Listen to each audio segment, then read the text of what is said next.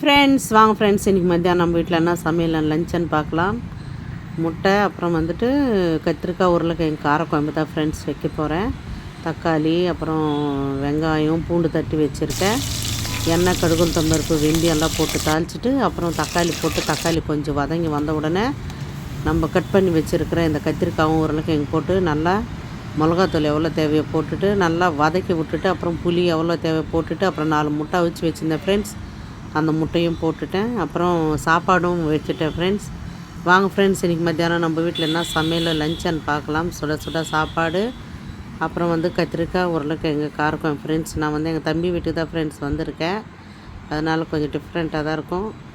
அப்புறம் இது சாப்பாடு போட்டுட்டு அம்மா கொடுத்துட்டேன்.